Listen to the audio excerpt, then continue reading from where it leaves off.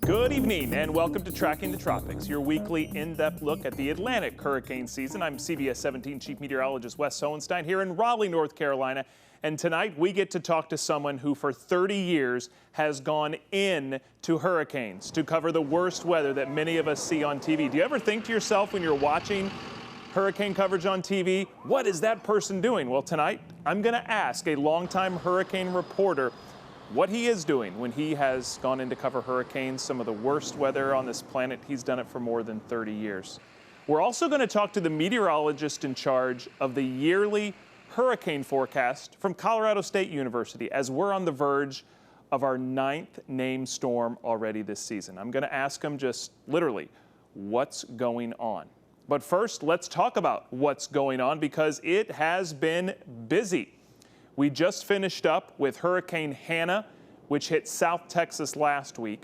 Hurricane Douglas came very close to hitting Hawaii last weekend. And today, week 9 of the Atlantic hurricane season. August starts Saturday. That's usually when the real hurricane season begins, but not this year. I'd like to introduce you to Potential Tropical Cyclone 9.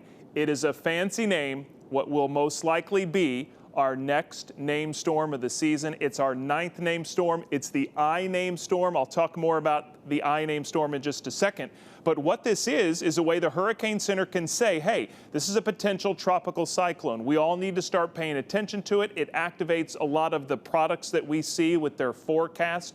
It allows the hurricane hunters to go out and explore it, and I'm going to show you that in just a second. But what we have here is a system with 40-mile-per-hour winds gusting up to 50, and it's moving west-northwest at 25 miles per hour. All that aside, I just want you to kind of step back and take a look at this system.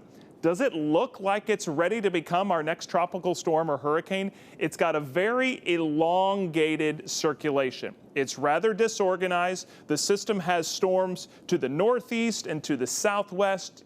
You know, like I do, that when we see a traditional tropical system on satellite, it's usually more symmetrical. It's got an eye. This doesn't have it yet. It's fighting off a lot of dry air, a lot of that Sahara dust we talked about above, but at the same time, it's also got some really warm water underneath it, so it'll be an interesting play about what happens with this system. It's also got a lot of islands out in front of it, and that too could potentially keep it from developing. So the first forecast track from the Hurricane Center, I guess technically this is the second one. This is the advisory from earlier on Tuesday. But keep in mind that the first couple of forecast tracks with any hurricane system are usually just an idea about, hey, this is what's going to happen. And as we know, as we go throughout time, we get updated tracks every 6 hours. There are small tweaks. As more information is gathered, as more forecast models are run, as more data is collected from inside the storm. But right now, one of the things that sticks out to me is this thing stays a tropical storm. It could become Isaias, Tropical Storm Isaias, as early as late Tuesday night or sometime on Wednesday. But then the forecast track through Thursday, through Friday, through Saturday, and even through Sunday keeps it as a tropical storm. That's a very important thing to know because eventually this could impact the United States, maybe this weekend or early next week. So that dry air I talked about, the islands could keep it from really developing.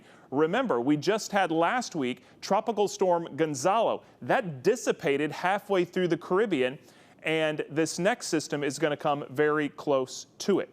So again, this is the second forecast track, so it's early on in the game, and coming up in the next 24 hours, we're really going to start to get a better idea of where this is going, because earlier today, the Hurricane Hunter aircraft, which when storms are this far out, base themselves in the U.S. Virgin Islands, not a bad gig, but they flew in to gather a lot of data. They did not find a well-defined circulation. They didn't find enough to name this a tropical storm. It's still a potential tropical cyclone. But I think more importantly, tomorrow, they're also going to go out and investigate all the air around this hurricane, where this hurricane is headed. So all of that data collected from the hurricane hunters will be thrown into forecasters' hands all over the world and into computer models so we can start to get a better idea of where this is going. So let's talk about the computer models. I'm going to show them to you. And at first glance, they might have you a little worried. But several things to remember. This is still very early on. We still don't have all the knowledge we need to make a good forecast. We also know that these things tend to change over time, and as soon as we start to get more data in the next 24 to 48 hours, the forecast models and the forecasts are going to get a little bit better. But what I do notice is with the spaghetti plots here, the hurricane forecast models that are just projecting where the center of the storm will go, if it even forms. Remember, that's a big if.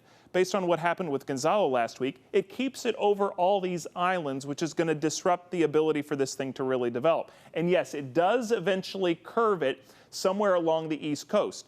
If this does happen, this would be maybe next Monday, Tuesday, or Wednesday. It's a fast-moving storm right now, and over the last few years, the East Coast has had a lot of storms that aren't fast-moving, so that's good to know. So this is something that we can kind of absorb, but not really worry about or get excited about just yet. It's way too early, but I wanted to show you what the computer models and the forecast track were saying. I also want to tell you about why not a lot of forecast models and forecasters, including myself, are excited about this thing becoming a major system because of the Saharan dust. We've talked about it a lot this season, and it's still out there. Remember, Saharan dust, this is the forecast that picks it up from where we are right now. So this is basically the current dust in the atmosphere. Remember, dust is dry, so it absorbs a lot of moisture from the system, and that's not good. It also keeps the upper levels of the atmosphere warm. That's also not good. So those are two very big things, along with all the islands coming out ahead of it, which could prevent this system from forming. Yes, the water is really warm, but there are three things, and probably a couple more, working against this system. But the forecast for Saharan dust, as we go into next week, out here in the open waters of the Atlantic, where systems form this time of year, remains intact. So that could mean that we're about ready to go into another lull, or any storm that does form may not actually have a good chance of surviving. So let's say that everything I just mentioned doesn't happen, and it does continue to develop and head for the Caribbean, eventually the United States. Where it goes all depends on this big ridge of high pressure over the Atlantic Ocean. It's there every summer, and it really is in charge of steering tropical systems that come along. Remember, tropical systems like to take the path of least resistance. Well, if a big area of high pressure is over the Atlantic, where's this thing going to want to go? Not right toward it. It's not going to want to curve up. It's going to say, okay, let's find where the weakness is in this ridge. Let's keep going out to the west. Let's keep going through the islands, even though it might tear that system apart. It's going to take the path of least resistance. And when it curves north, because eventually all systems curve north, depends on how strong the high is, or if the high moves a little west or east. It all depends on where this system goes with what happens with that area of high pressure. So that's what we'll be watching. The ridge of high pressure over the Atlantic. What happens with that will dictate where the storm goes. So if it does get a name, we are already on the I named storm. Of course, we just finished up with Hurricane Hannah in South Texas last weekend, and the I named storm is a doozy of a pronouncer. I've been practicing for a while. The I named storm is Isaias. Now, there are some variations of that in the Latin and Mexican community, and I am definitely not an expert on that, but Isaias is generally the agreed upon pronunciation of what could be the earliest I named storm on record. So as we get ready for August, which starts on Saturday, let's keep in mind that we have just lived through June and July, which on average are two of the lowest storm formation months out there. You know, the storm season really gets started in August because 27% of the storms that have formed on average form in August, 34% form in September, and 17% in October. June and July are way down on the list. We shouldn't have this much activity, but we do. And another way to look at those statistics is this graph of tropical activity throughout the season. The season starts on June 1st, as we all know, and ends on November 30th. The season activity peaks on September 10th. But we are starting to climb this literal and proverbial mountain here. We are approaching the first day of August. The activity that we see now is very similar to activity that we see at the end of October. But notice, as we get into the beginning of August, we really start to see some climbs in hurricane activity. And it's not just activity in the Atlantic that's been busy. I'm going to finish up here before we get to our guest tonight with a quick look at the Pacific. Over the weekend, not only did Hurricane Hannah hit South Texas, But the Hawaiian Islands had a very close brush with Hurricane Douglas, which at one time was a Category 4 hurricane with 130-mile-per-hour winds. And if you remember earlier in the season, we talked to a meteorologist who covers hurricanes in Honolulu for the Hawaiian Islands, and he talked about how devastating a blow would be because they're the islands. They're cut off from extra support, extra supplies, and foods. But luckily, Douglas made a little bit of turn to the north and just missed them to the north. And now that system continues to speed off. Otherwise, there's not a whole lot going on in the Pacific right now. I'll finish with this, though. So Douglas, the D-named storm, yes, it was a doozy as a Category 4, but it was the 4th named storm. And I'll finish with this. Remember, the Atlantic side is getting ready for possibly the 9th named storm of the season already. Few people on the planet know more about hurricanes than my next guest tonight. We present their hurricane outlooks at the start of every hurricane season, and more times than not, they are correct. So joining us now from Colorado State University, research scientist and meteorologist from the Department of Atmospheric Science, Dr. Phil Klotzbach. Phil, at the beginning of the season, you and your team called for an above-average season, but we're on the verge of the 9th named storm already, and it's not even August. The easy question for you is, what is going on? Yeah, it's been a very active start to the hurricane season, especially in terms of the number of storms. As you mentioned, we already have 8 storms. We have a potential tropical cyclone 9 out there, so we could have our 9th named storm even before the day is out. So we've got a lot of storms, but in general, most of them have been fairly weak and short-lived. We've only had one hurricane so far, which was Hurricane Hannah, which made landfall in Texas last weekend. So it's been a very active start to the season in terms of the number of storms. But if you look at some of these integrated indices that NOAA likes to use, like this accumulated cyclone energy index, which is an indicator of the intensity and duration of storms, we're running above average, but not nearly as active as a couple of seasons in the past, most notably 2005. Well, we've had more storms in 2005. By this point in 2005, we had already had 2 major hurricanes, including Hurricane Emily, which was a Category 5 hurricane in mid-July 2005. So let me ask you, tying into your 2-week forecast that you guys issue this time of year and the seasonal update coming out next week, I believe, do you think we're going to stay on this pace the rest of the season? Yeah, so we do put out our next update on August the 5th. It's hard to say exactly how many storms we're going to get. We certainly have this one system that would be Isaias if it were to develop. And then it may be a little bit quieter for a bit, but then as we ramp up towards the peak of the season, certainly the large-scale conditions are very conducive for an active season. We have very, very warm waters in the tropical Atlantic. They're running much warmer than normal, providing more fuel for storms. The wind shear, which is the change in wind direction with height, has been much less than normal. Low shear tends to support stronger hurricanes. The pressures have been low, indicating there's more instability in the atmosphere. So just all of these kind of conditions are lining up that we typically associate with active hurricane season. So certainly when we put out our forecast update August 5th, I don't expect any significant decrease in the numbers at least. Okay. What about big picture? Warmer ocean temperatures, climate change? I mean, are these part of the reason why we're seeing more activity this year and really in the last 10 to 15 years?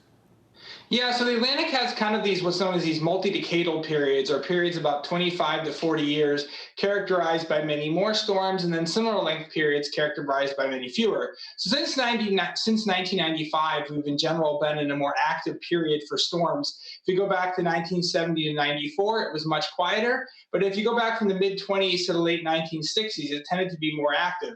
Now, it's certainly not to say that climate change can't play a role and hasn't played a role, potentially in causing significant additional warming. But with hurricanes, from a climate change perspective, they respond to the sea surface temperature, but they also respond to temperatures throughout the atmospheric column. And with climate change, you not only warm the temperatures at the ocean surface, you also warm the temperatures throughout the atmosphere. So the impacts on hurricanes, while they're likely to be there, aren't necessarily going to be enormous impacts. So in the future, we may see, not necessarily more hurricanes, but a little bit stronger, but not necessarily guaranteed to see, tremendously, a huge amount stronger than what we currently see.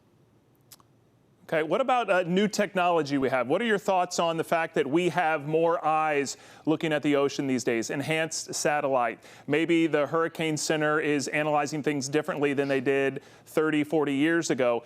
Is that a reason why you think we're seeing more named storms?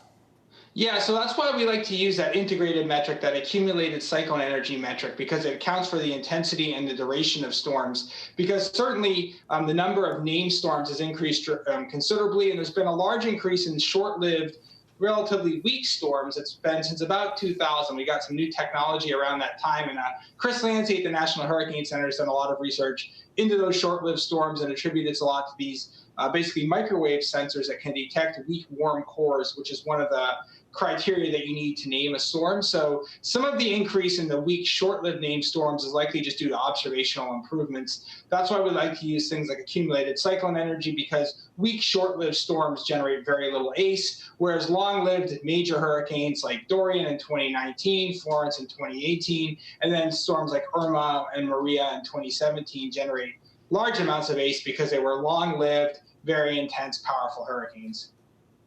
And definitely a historic season I think we're living through. I want to back up though, and can you kind of share with our audience and tell us how Colorado State University and your friend and mentor, the late Dr. William Gray, came to issue hurricane forecasts more than 30 years, and maybe tell us a little bit about how you guys arrive at your forecast each year.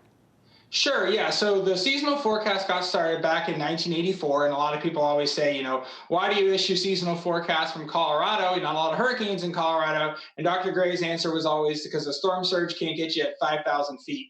But basically, Bill Gray came out to the Department of Atmospheric Science. It was founded by his PhD supervisor, Herbert Reel, back in the mid-1950s, and then early 1960s, and Bill Gray was finishing off his PhD at the time, so he came out with Herbert Reel. So the Department of Atmospheric Science at Colorado State has always had a significant hurricane focus to its research. And the way that these seasonal forecasts got going was basically when Bill Gray noted that when you had El Nino conditions, which is warmer than normal water in the eastern and central tropical Pacific Ocean, you tend to get fewer hurricanes in the Atlantic Ocean. And that gave him kind of a statistical relationship. And then it was trying to understand the physics of why would something going on in the Pacific Ocean impact hurricanes in the Atlantic Ocean. And it was through alterations in upper level winds that basically increased the wind shear. So when you have El Nino, you tend to get stronger shear that tears apart the hurricanes. So he started with these kind of simple statistical relationships, and we've continued to hopefully improve and refine these seasonal forecasts. So this is our 37th year of doing these seasonal forecasts. We started all the way back in 1984. I used to like to remind Dr. Gray that when he started doing these seasonal forecasts, I was starting nursery school. I'm sure he loved that, but just an amazing work you guys do, on top of the fact that a lot of the times you guys are accurate. I want our audience to know that. It's not like you guys miss it by 20 storms or anything. You guys do a really good job and accurate job of doing these forecasts, so we appreciate that. A little bit off topic before I let you go tonight. I'm in North Carolina tonight for Tracking the Tropics, and you're much, much farther west. But you've actually been in the Tar Heel State a time or two. Can you kind of share with our audience what brought you through and how you wound up hiking the Appalachian Trail years ago? Yeah, so I grew up in Massachusetts, a couple hours away from the Appalachian Trail or Appalachian Trail. That's how I knew I was making progress further north when it changed from the Appalachian Trail to the Appalachian Trail. That was about Pennsylvania.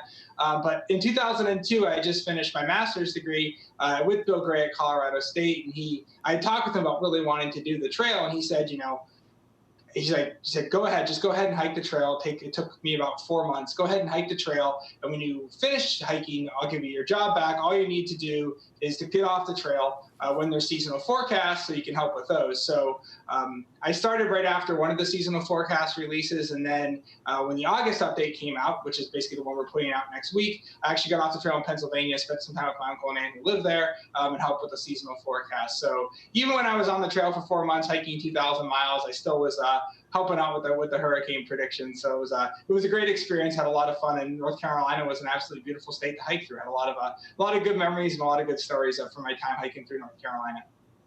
Interesting, amazing. Hurricane and a hiker.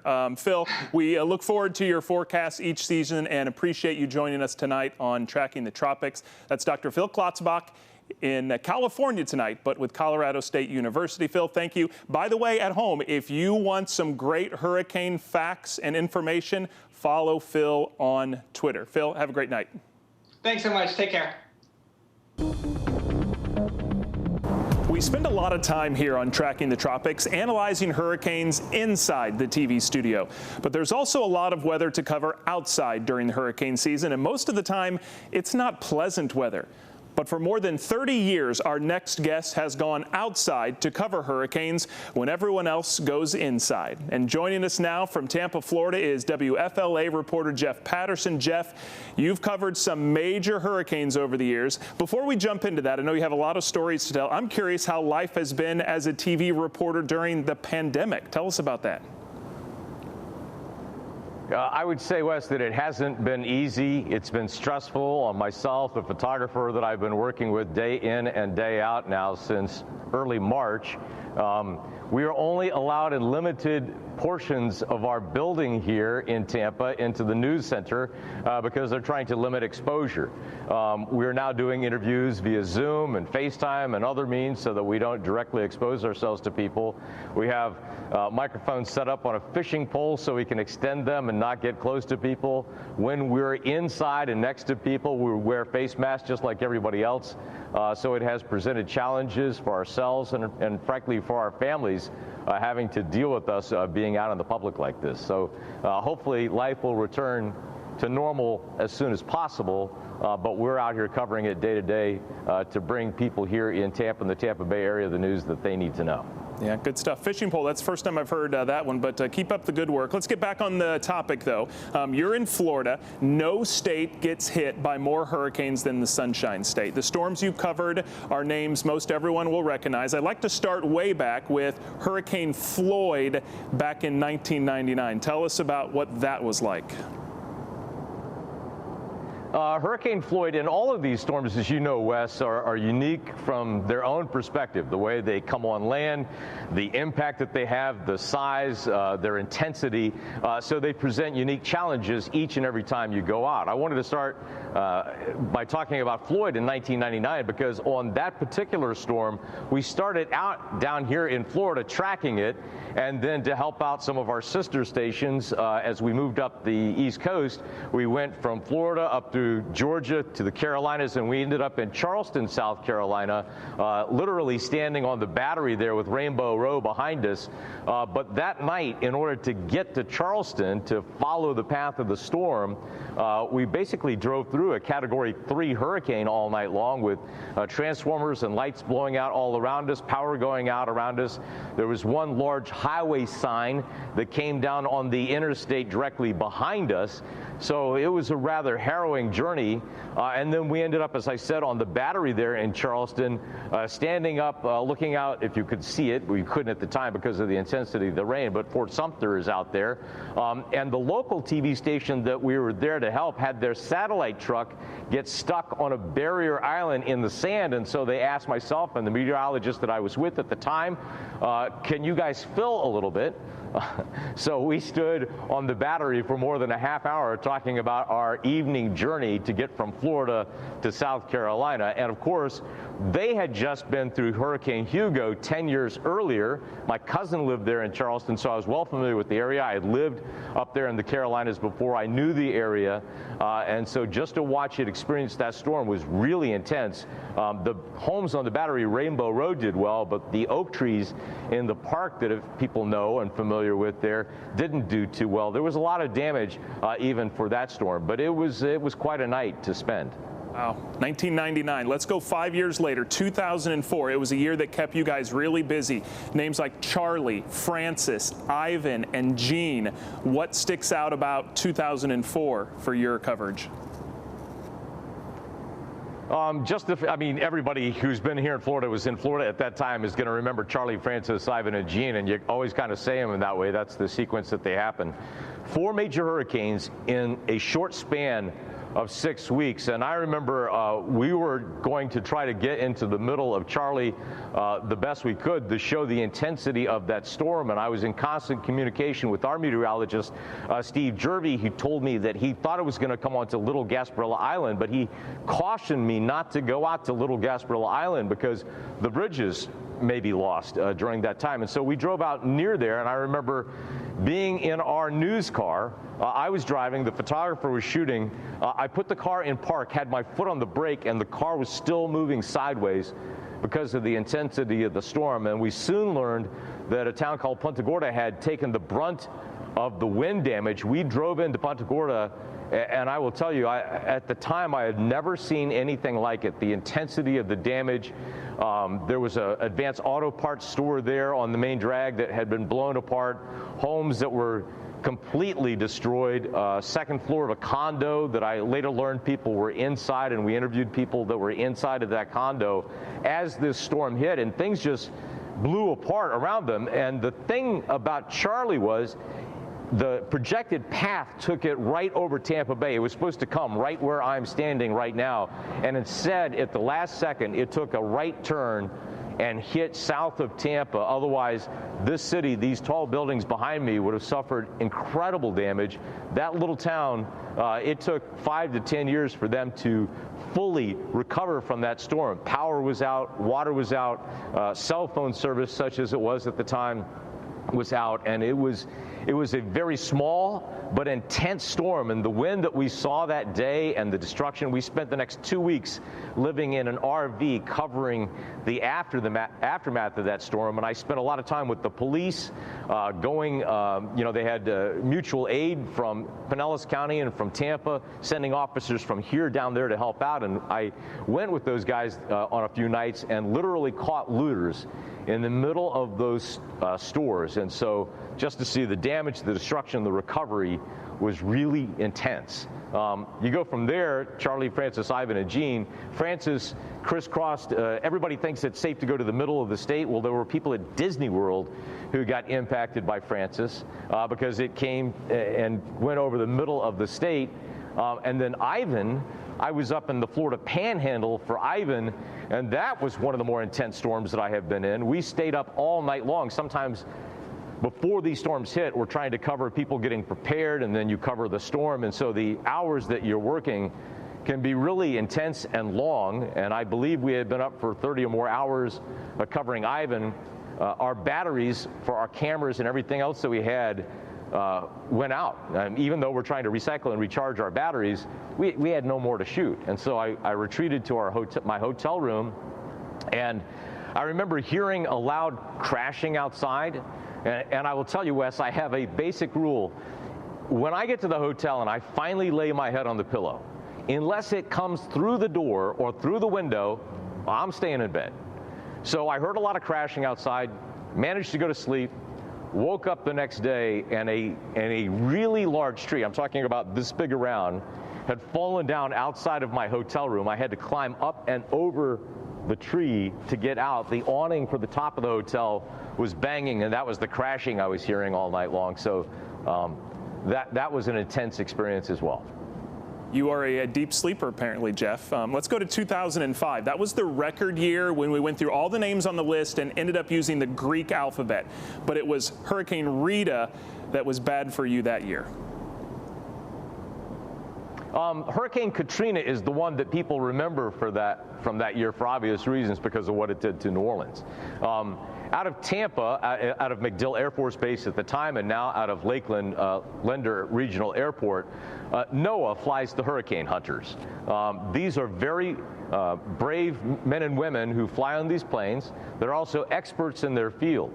And so I have had the privilege on a number of occasions to fly with the hurricane hunters. Their mission is to crisscross the storm. They basically do figure fours all night long, going through the eye wall of the storm in a P-3 Orion, which is a propeller-driven airplane, and they drop sonobuoys into the storm to measure wind speed, wind direction, humidity, a variety of things that are all fed into what we call the spaghetti models, those computer models that predict the path of the storm.